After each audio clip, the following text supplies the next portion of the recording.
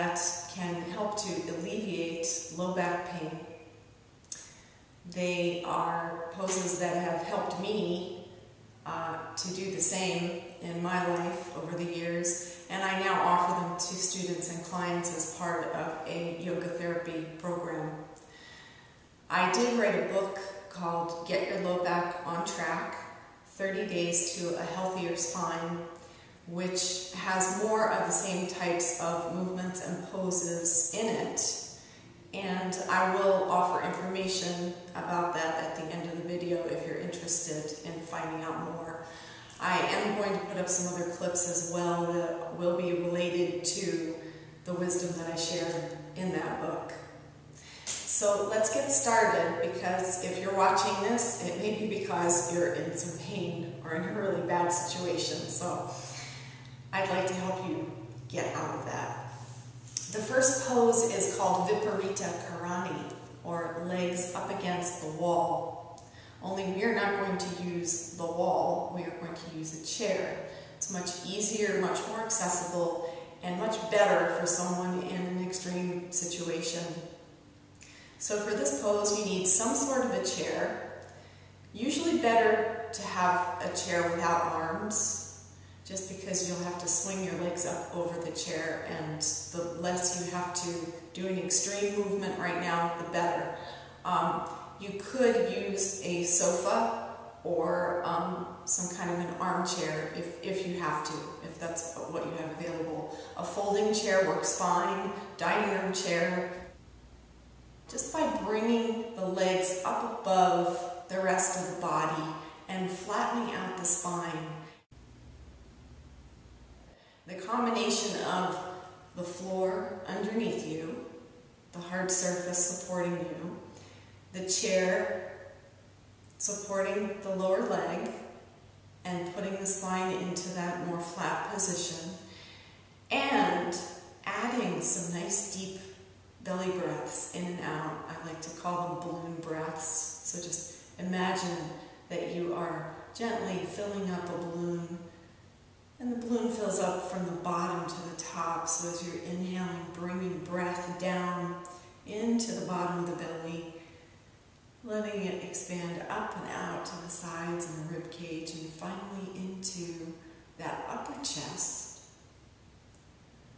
And then as you exhale, deflate the balloon, so the upper chest gently sinks down, rib cage comes in, and the belly slowly sinks down and in, squeezing out the breath. And then you just ride the wave of that motion, of that breath and rhythm.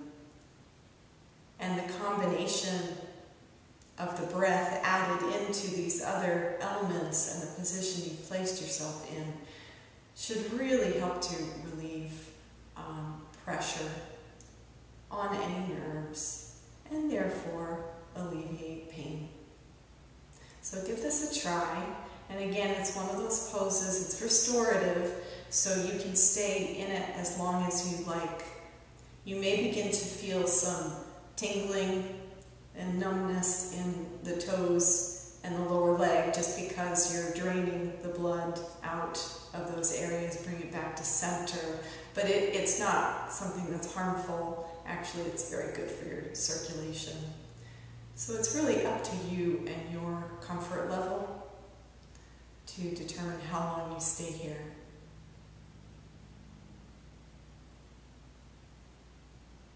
To come out of your Viparita Karani, it's usually easiest to just pull the knees in towards you a little bit, and either gently push the chair away from you with your feet if you're able, or just curl up a little bit in a fetal position and just roll over to one side. It might feel good to stay on your side for a few moments before you try to come up to a seated pose.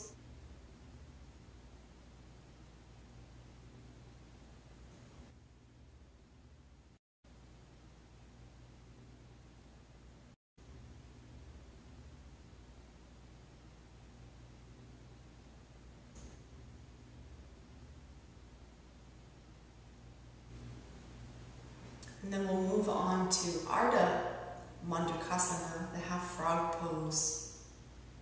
This is another restorative pose. So you can stay in it as long as you like. Just make sure you even out the sides, because this one we do on the right side and on the left side. As I said, this is how many people sleep. So this might be a no-brainer for you. You might say, oh, I do this all the time. But again, the bed, doing this on a bed is quite different from doing it on the floor, which is a hard surface, and you can really let go and sink into, because it will support you. And then that letting go of the front body helps the hip, that low back area, gluteus medius piriformis muscles, which are really difficult to stretch out and can get so tight.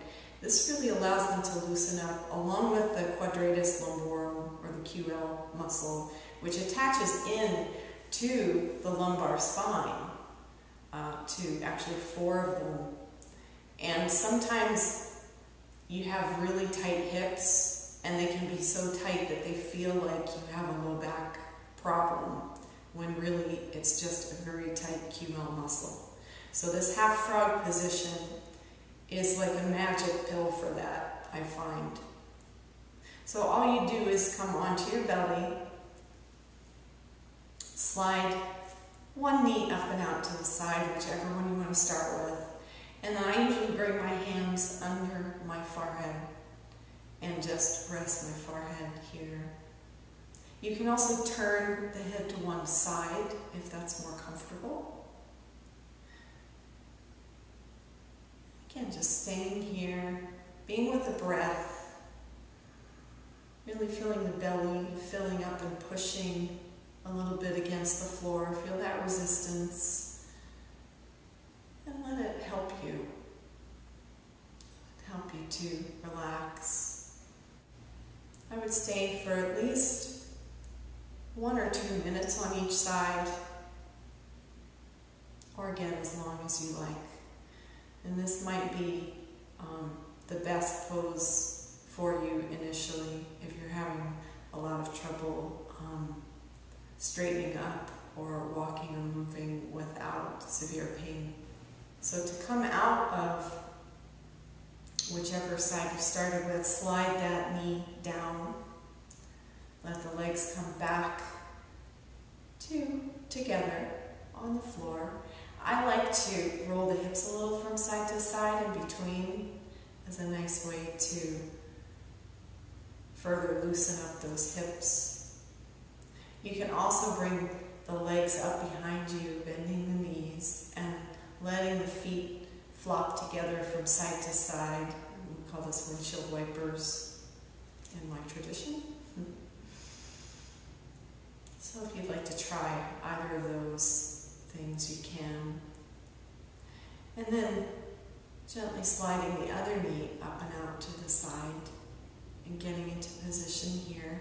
If you turned the head to one side with the other leg, make sure you turn it to the other side so that the neck can get evened out. You don't want to loosen up the lower back and end up with a tight neck instead. It does all work together, so it's really good to just stay very aware of what you're doing for all parts of the body in each moment. And again, just being here with the breath. If one side is noticeably tighter or more painful to stay in, I would stay on that side for a longer time until that shifts.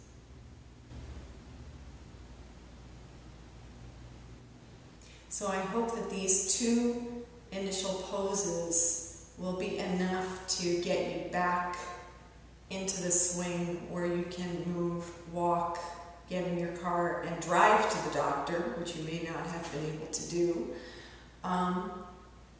And come back again, look at some more of these videos that I'm going to share, and we'll go into how to very gently begin to work your way into strengthening your core abdominal muscles and your low back muscles. And pretty much this whole midsection band here, because there are a lot of muscles that overlap and wrap around each other and around the whole spinal area. So many blessings on your healing journey, and thanks for watching. Namaste.